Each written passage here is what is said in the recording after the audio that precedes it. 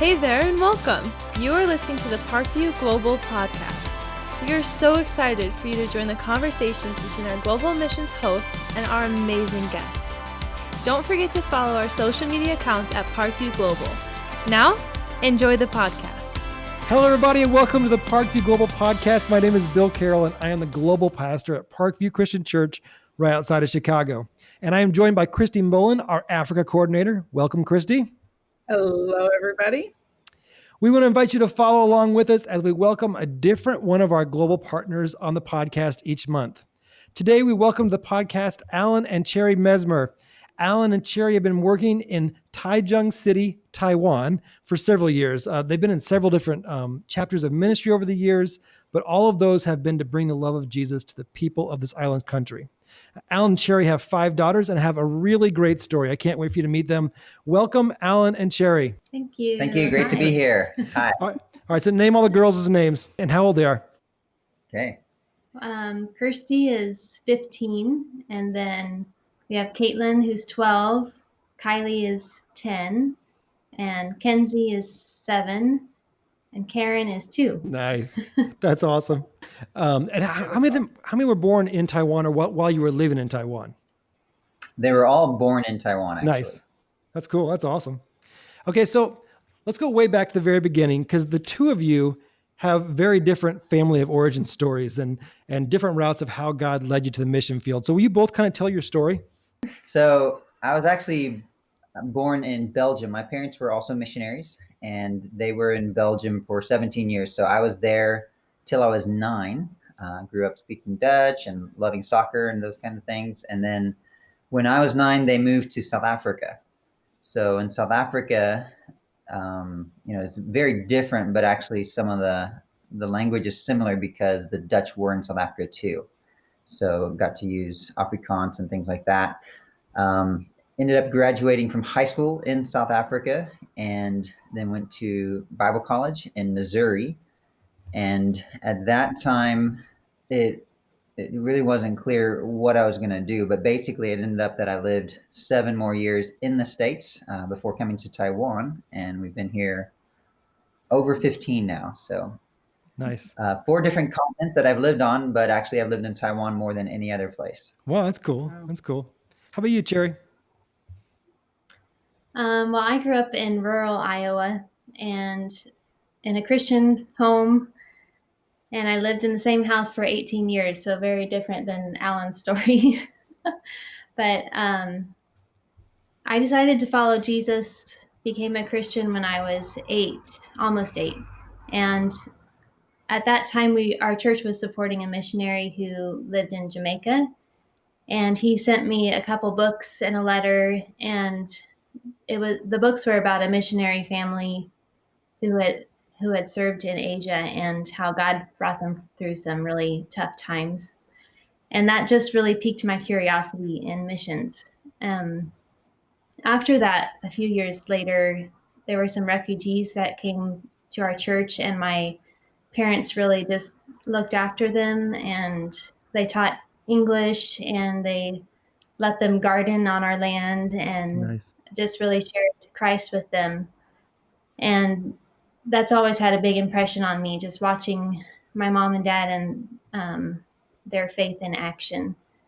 Then when I was 15, my mom passed away from cancer, and that really changed my perspective on what life is about, and just gave me a deeper relationship with God. I had to have that because just out of necessity. A few years later, I went to a Bible camp, a church camp, and that's when I first heard about the need in other places for people to share the gospel, and just how there's millions of people that have never heard, and not very many people out there telling them, especially compared to what I grew up with in the States, where it was so available. And at that point, I just really felt a burden, and I couldn't shake that, So after that, I started thinking about missions, and I went to Bible college, and I pursued a cross-cultural degree, and I found Alan. I love what different stories you have. And then how many years have you guys been in Taiwan now? It's just over 15 years. So our 15. oldest daughter was born just a few months after we arrived. So as long as we remember how old she is, then we can remember That's how long we've awesome. been here. That's awesome. And in the 15 years, you guys have lived in different places in Taiwan, correct? Right. Yeah. Tell us about the places where you've lived and what makes each one special. So really, we've only lived in two places. Uh-huh. When we first came, we moved to Taipei City, and that's just a fun city. It's the capital. There's 7 million people in the metro area. It's fast paced. It's a very modern city. It's always trying to be cutting edge. So you just always felt like, whatever was new, you're with it, and transportation's great. You can visit night markets, and it's just a really fun city. But the difference with Taipei is it was great while we had two kids. Right. But once you get three, you can't fit all four people on a scooter, and even a taxi, the four-person Yes. limit. So it's true. I've seen five people on a scooter, but It yeah, doesn't look pretty. no, Not what you guys were looking to do, right? no. So How often do you use really, that for a joke? lot, That's a great joke, Alan. it's true though. Yeah. The birth rate in Taiwan is, I think it's the second lowest in the world.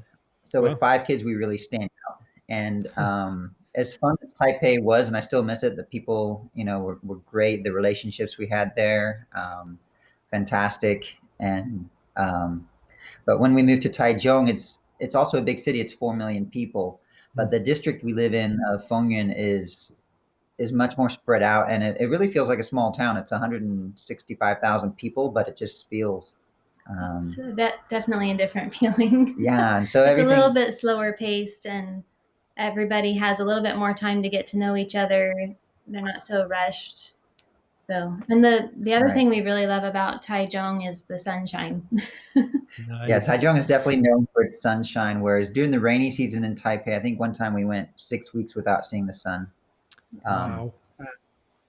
And in That's tough. Taichung, it's always great weather. Nice. And is it the center of the island that's like a national park? Like it's very green in the middle. Yeah, and we are definitely just near the center, and so that's a really amazing thing about Taiwan is you can get to either the coast or the mountains within, 15, 20 minutes, Wow. depending on where you are.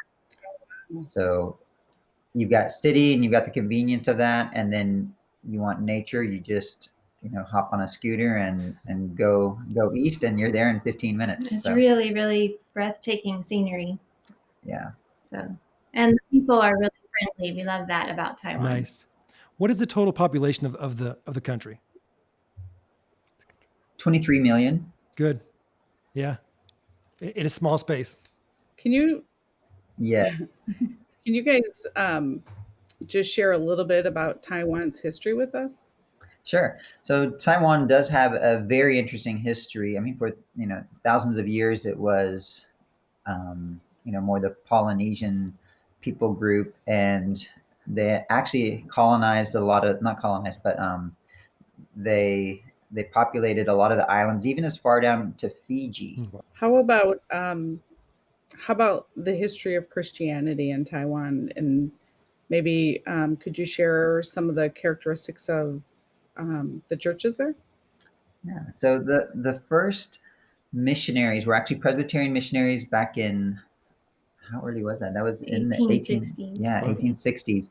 And so they were both from Canada and from England, and they established the first hospital in Taiwan and the first university.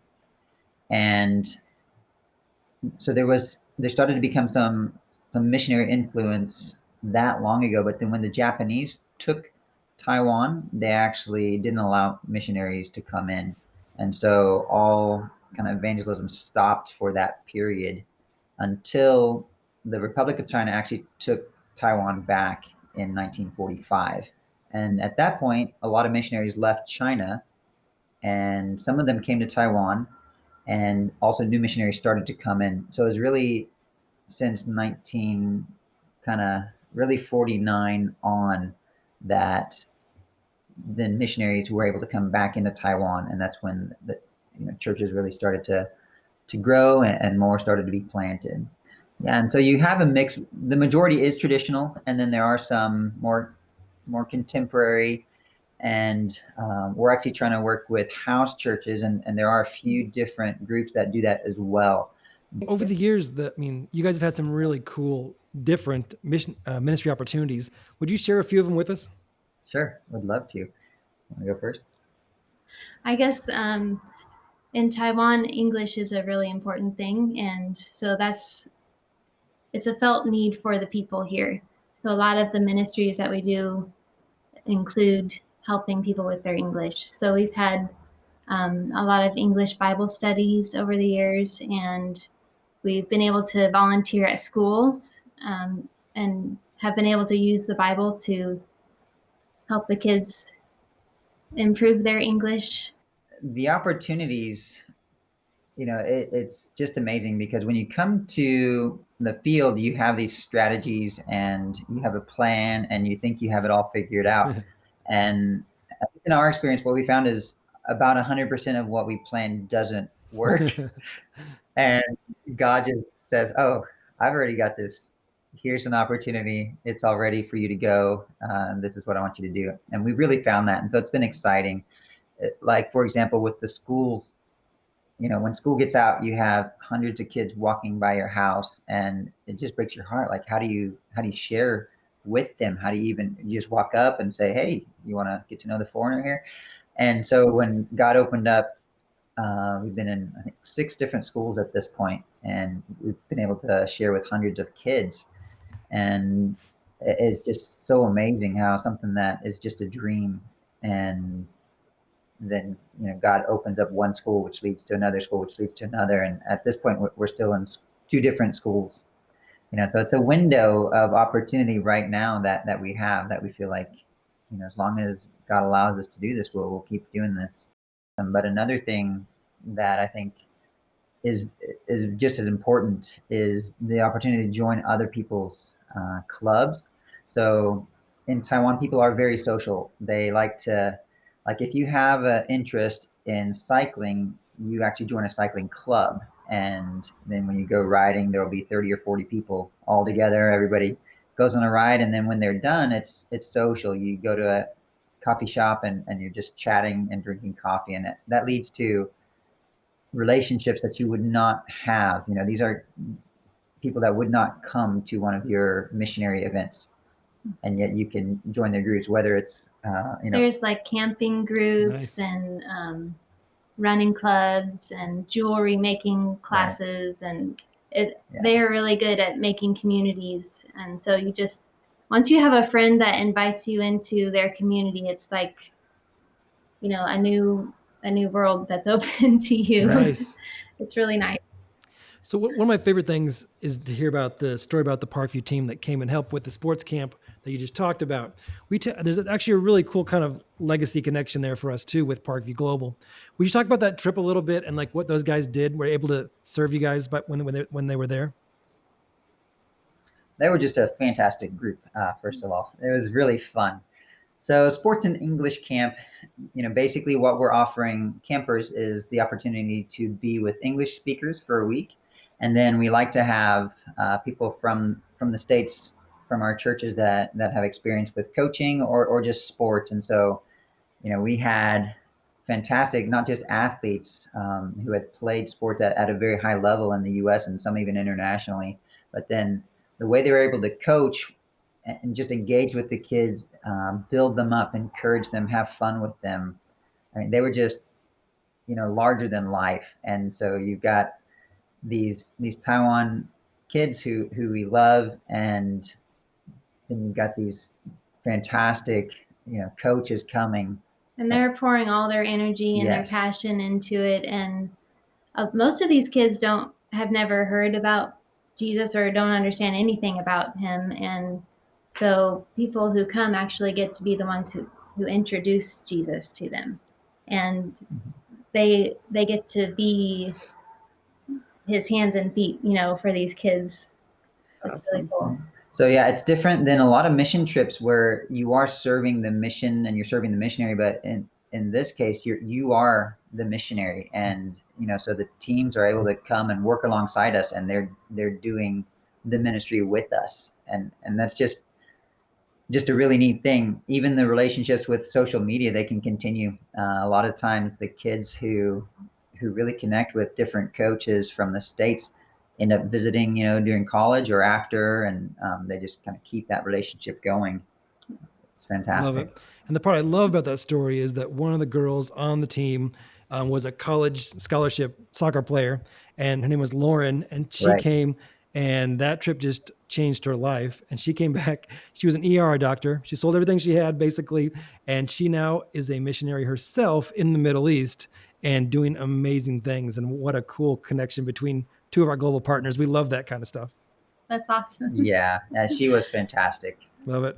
Well, sticking on the theme of stories, because we really love them around here, would you guys um, tell us a couple stories about the way you've seen life on mission change people near you? All right, so I'll use a fake name. We'll go with how about Bob.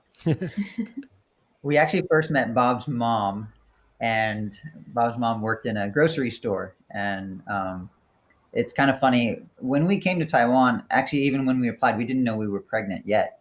And the first person to notice that Cherry was pregnant was Bob's mom. She was selling milk, and She's like, "Oh, you need this kind of milk." yes, she knew what Cherry needed for her nutrition for the baby. And so it's kind of funny, but we called her the milk lady at that point. We ended up having a relationship with the milk lady. And after our daughter was actually born already, she asked us if we would teach her son English.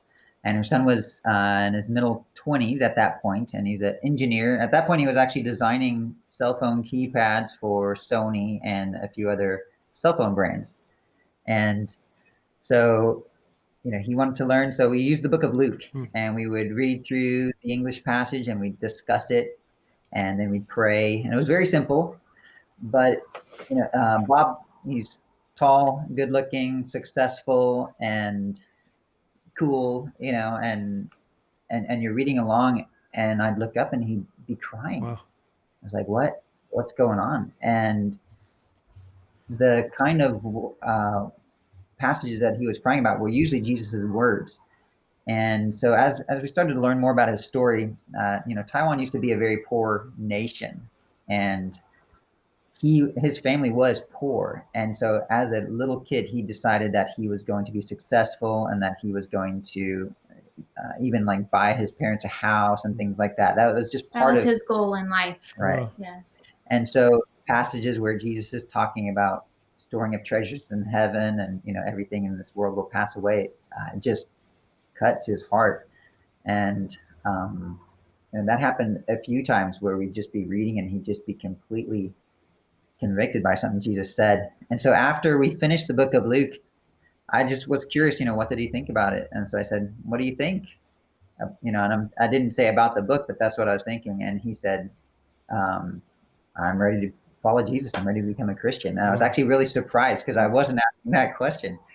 And so I knew that, he's a young guy, he's good looking. I knew that he didn't have a Christian lifestyle. And so I said, are you sure? Are you sure you want to follow Jesus? Here's some of the things that you're going to kind of need to change. And he's like, oh yeah, I know all these things. I'm completely ready. I'm ready to give up everything and follow Jesus. And the amazing thing is that was while we were still in Taipei. So Bob was actually the first person that you would say we led to Christ. Nice.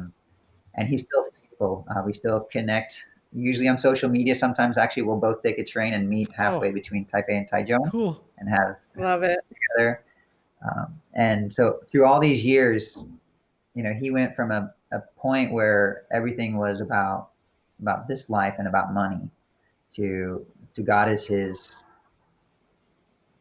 God is what he worships now. And he's married now and he has a kid, and it's just so encouraging to see his family and see his faith.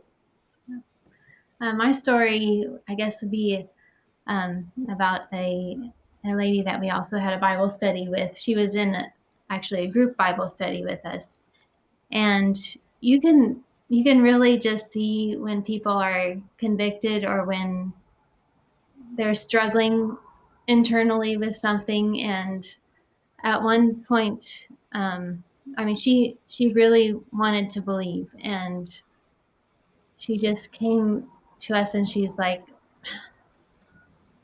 I just I just don't know about this part where God says we have to forgive others so that he will forgive us. Oh. If you know, and I don't know if I can do that. So like she's hoping for an answer, like but of course that's the real truth of it. And um so that was a big struggle for her. She actually had been in a really tough marriage, and she just didn't know if it was even possible to have forgiveness um, for her previous husband. And um, later, actually, that's another story. She did end up becoming a Christian, and but we since then we had heard that her husband actually got very sick, and he was on his deathbed, and she actually went back and was his nurse and took care of him until he died. And Wow. I just think that's an amazing story of how God actually gives you the forgiveness and the love that you need for people. And also, um, it's a picture of His love for us and how He forgives us even when we are enemies of His. Right. You know, He loves us that much, and she was able to give that kind of love to her husband. Love that. That's an amazing story. That is so good. That's big. That's huge. What about the future? What are you guys hoping for and dreaming of for your future? Well, it's kind of funny, when we came to the mission field, the turnover rate of missions is quite high. I saw this as a kid, and the truth is, I didn't actually want to be a missionary. I loved growing up as a missionary kid, and I loved how my parents were able to have great relationships with people. I mean, I really saw it. People's lives were changed, and I loved that part. So I did want to serve people, but I didn't like some of the struggles that I saw as well that missionaries have. And one of those is just from a financial perspective. I just remember looking around like, I'm not sure we have as much money as everybody else. So I kind of Totally. wanted to serve people and love people, but I wanted to be pretty financially stable and independent. So I was only planning to go to Bible college 1 year and then pursue something that would be a little more lucrative. Um, and it was while I was there that I was convicted. There's really nothing more important than helping people's souls. As much as you can serve others, which is fantastic and important for me. I just knew that God was calling me specifically to be a missionary too. And that said, it seems like whatever plans we have for the future, God seems to change those. And at that time, I didn't want to go to Taiwan. I actually wanted to go back to Africa. And so I had to have a struggle where it's like, okay, do I want to serve God, or do I actually want to serve him the way that I think I want to? And it became strong enough, God was pretty clear, here's the opportunity, I want you to go. And I knew it would actually be on the same level as sin if I decided to not go. And it was strong. And so at that time, I thought, wow, well, minimum 15 years, right? If the average lifespan of a missionary is 7, not lifespan, but the average time amount of years that they spend in the country is 7, then I want to get at least 15. So we've done that. Breaking the ceiling barrier there. Nice. But we feel like we are at this point so plugged into our community. We love it here. We see the relationships in our family church and how people are growing in faith. And we feel like right now is really an amazing season of ministry that we don't want to just leave. So we hope God allows us to be here for many more years and see churches planted and growing and the gospel spreading. But at the same time,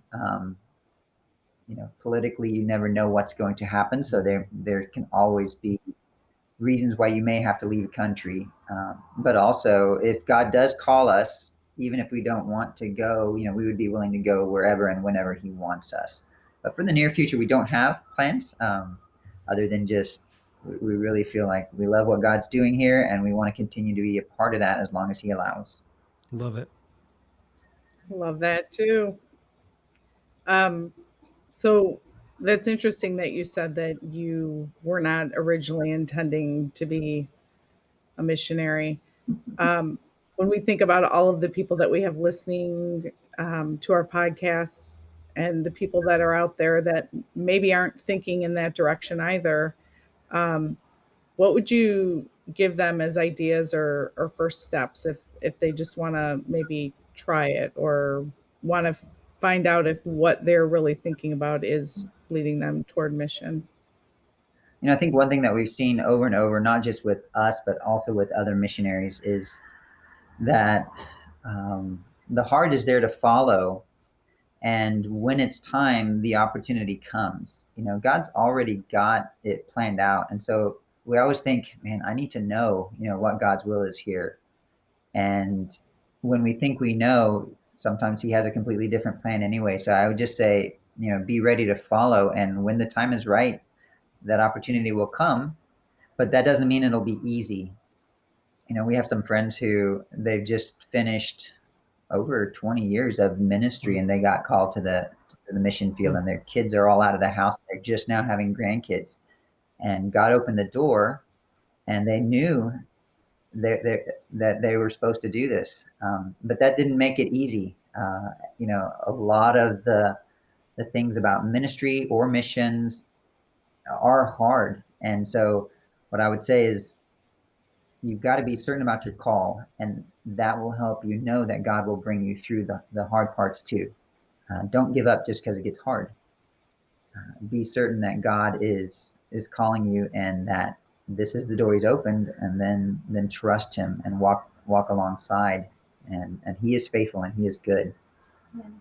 I'd say if there's anybody who really wants to serve God, you just tell Him, and you say, "Hey, God, I just want to live for You. What would You have me do?" Nice. And He's definitely going to put opportunities in your lap.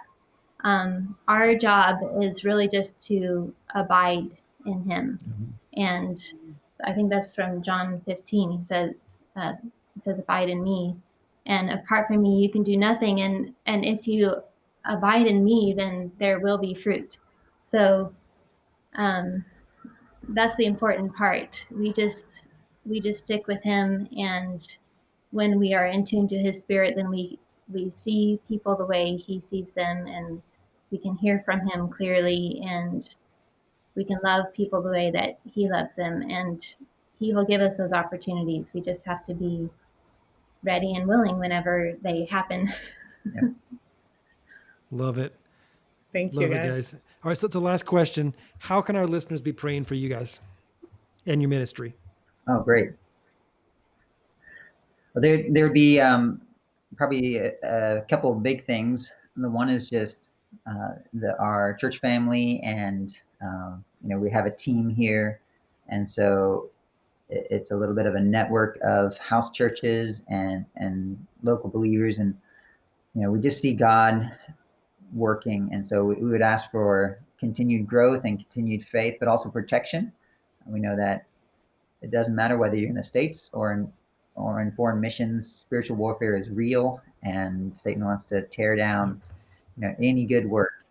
A church that's doing awesome ministry in the States, or a church that's in Taiwan, Satan wants it torn down. So spiritual protection there, and and for a family, raising 5 girls in Taiwan is great, and just asking for Him to continue to bless that. And Yeah, and we always love prayer for wisdom and guidance. Yes. Absolutely. Well, we will all definitely do that. Alan and Cherry, I want to thank you so much for sharing your heart today and your passion for starting churches in Taiwan. It's a huge deal. And Parkview is so honored to be partners with you guys. And we appreciate everything you're doing.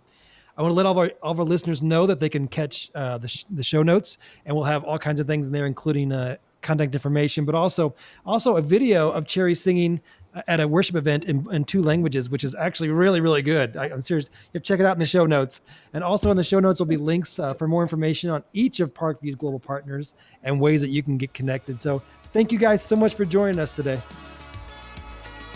Thanks, you guys. Awesome. Thank you. Yes, we love and appreciate Parkview so much, more than you know. Awesome. Have a great night, everybody.